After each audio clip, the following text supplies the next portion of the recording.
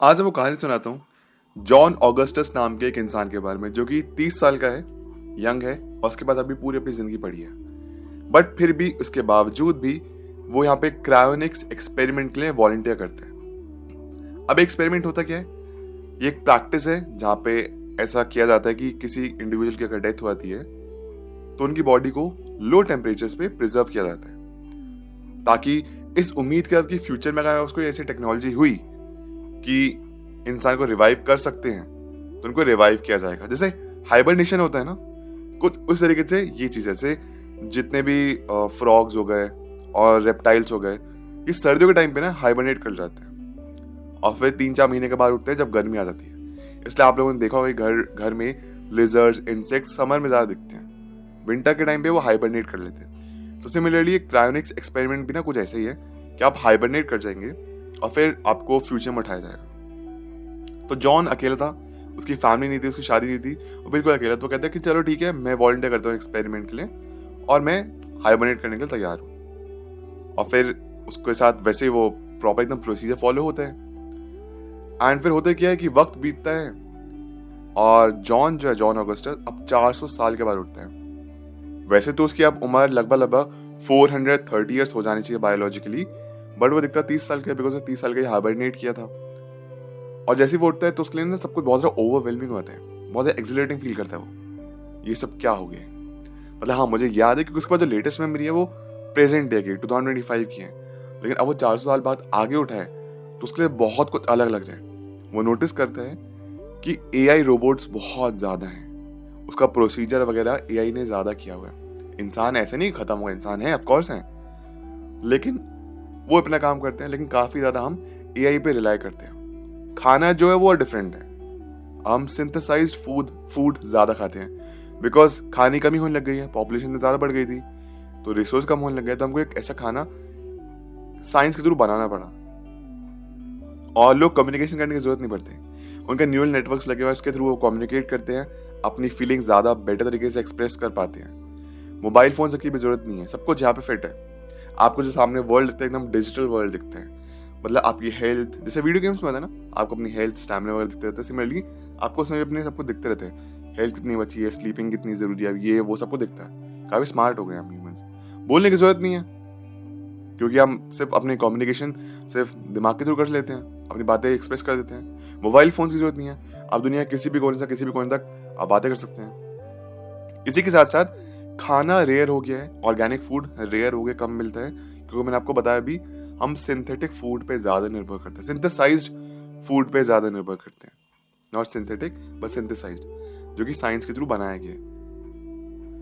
और यहाँ पे ना वेरियस सेक्टर्स खुल चुके हैं कमाने के पैसा। जो कन्वेंशनल वेज थे वो तो हैं अभी भी, कोर सेक्टर्स वगैरह, लेकिन उसके अलावा भी और नए नए वेरियस सेक्टर्स। जैसे आज से 10 साल पहले कभी किसी ने सोचा नहीं होगा कि सोशल मीडिया इन्फ्लुएंसर्स भी कुछ बन सकते हैं, ऐसी भी कोई चीज होती है। ऑल दो 2015 में इंडिया से अगर बात करूँ तो बहुत सारे यूट्यूबर्स निकल रहे थे, फिर वर्ल्ड से भी यूट्यूबर्स निकल रहे थे। चलिए 20 ईयर्स पहले आते हैं, जब इंटरनेट लिमिटेड था, बहुत कम था 2005 में, ऐसे नहीं कि नहीं था बट बहुत स्लो चला करता था, लिमिट था, और किसी ने सोचा नहीं था कि आप इंटरनेट पे वीडियोस डाल सकेंगे। और ये चीजें फिर बाहर निकल के आई, लोग सोशल मीडिया इन्फ्लुएंसर हैं और बहुत पैसा कमा भी रहे हैं। तो सिमिलरली वहां पे उस टाइम में और भी अलग अलग तरीके आ चुके होंगे पैसा कमाने के।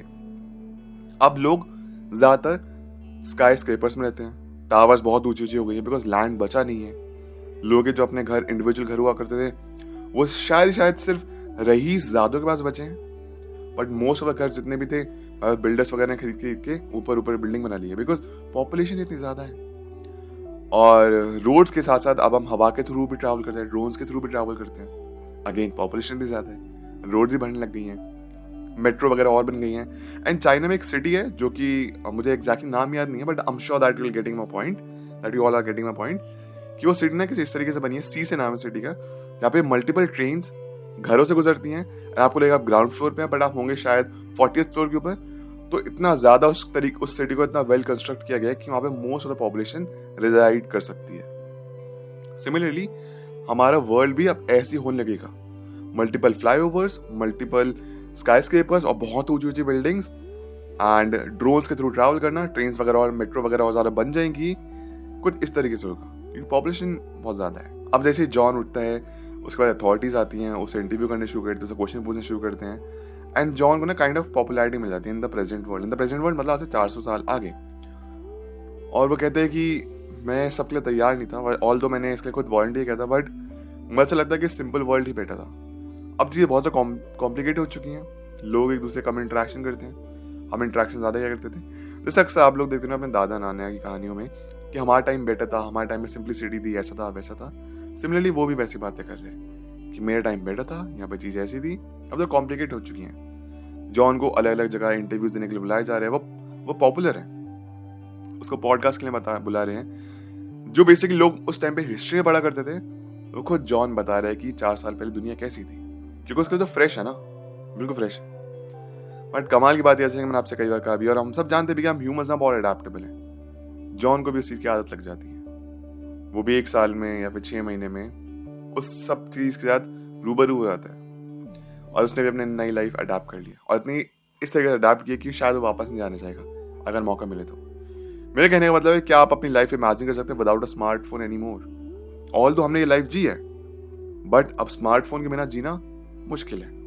ऑफिस से काम, व्हाट्सएप, वीडियो कॉल्स, आपकी एप्स, अपना बहुत कुछ इंपॉर्टेंट डेटा, सब कुछ इसमें सेव्ड है।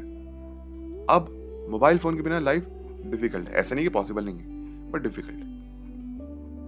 लेकिन फिर आप अडेप्ट कर जाते हैं। शायद हो सकता है आप अडेप्ट कर लें, लेकिन आप लोग करेंगे, आप नोटिस करेंगे आपकी वजह से बाकी लोगों को प्रॉब्लम हो रही है। अगर आपका मोबाइल फोन नहीं, आप कहीं पर ट्रैवल कर रहे हैं, तो कोई आपको कैसे रीच आउट करेगा? कुछ इंपॉर्टेंट बात हुई तो खत तो लिखेगा नहीं आपको कबूतर के थ्रू। तो सारे चैलेंजेस आएंगे, but anyway thing is John भी अपनी लाइफ को जीना शुरू कर चुका है। तो अगर ऐसा रियल में होता है तो क्या होगा? सबसे पहली चीज आपको खाने का मैंने आपको बता ही दिया, मैंने खाना सिंथेसाइज्ड होगा। ट्रैवल कैसा होगा मैंने आपको बता दिया, multiple flyovers, multiple trains, multiple drones. गाड़ियां होंगी लेकिन लिमिटेड होंगी। ड्रोन्स के थ्रू हम ज्यादा ट्रैवल करेंगे, फ्लाइंग कार्स के थ्रू हम ज्यादा ट्रैवल करेंगे। लैंग्वेजेस कम होंगी, या फिर हर कोई लैंग्वेज बोल सकेगा, फिर समझ सकेगा, बिकॉज न्यूरल नेटवर्क के थ्रू हमारे ब्रेन में इम्प्लांट कर देंगे कुछ ऐसे चिप्स जिनके थ्रू हम हर लैंग्वेज समझ सकते हैं, बोल सकते हैं, और एक डिजिटल वर्ल्ड में जीते हैं। Virtual world will also be a thing. AR VR वगैरह भी एक चीज बन जाएंगी। इसके भी अलग अलग पैसे होंगे, इसके भी टोकन्स होंगे, और मे बी आप साइंस इतने ज़्यादा आगे तरक्की कर लें कि शायद जो ट्रैवल टाइम है वो कम हो जाए। कुछ इस तरीके से यहाँ पे बेस बने। हो सकता है कि हम अभी तक 10 मैक तक पहुँचे हैं, तो शायद 20 मैक तक पहुँच जाए, स्पीड और बढ़ती जाए ट्रैवलिंग की। कपड़े चेंज हो चुके होंगे। मेरे ख्याल से उस टाइम पॉल्यूशन अगर कंट्रोल नहीं किया गया, या फिर ग्लोबल वार्मिंग कंट्रोल नहीं किया गया, तो उसकी वजह से वाटर सी लेवल बढ़ेंगे, तो कपड़े हमारे अलग तरीके होंगे। अब गर्मी बढ़ रही है तो हम गर्मियों के हिसाब से कपड़े ज़्यादा बनेंगे, लाइट क्लोथिंग। और हो सकता है गाइस, हो सकता है कि जो क्लाइमेट चेंज होगा, जिसकी वजह से ना आर्टिफिशियल रेन, आर्टिफिशियल विंटर, ये सब प्रोड्यूस क्या करेंगे, तो जो मैन मेड वर्ल्ड ज़्यादा हो जाएगा रादर देन नेचुरल वर्ल्ड। और जानवर वगैरह कम हो जाएंगे, क्योंकि ह्यूमन ज़्यादा बढ़ते जा रहे हैं। तो जू जैसे लोग अभी भी जाते हैं, लेकिन वो एक पॉपुलर डेस्टिनेशन और ज़्यादा बन जाएगा कि जानवरों को देखने के लिए, कि ह्यूमंस के अलावा भी और एक स्पीशीज होती है, मल्टीपल स्पीशीज होती हैं, इनको देखने जू में जाएंगे।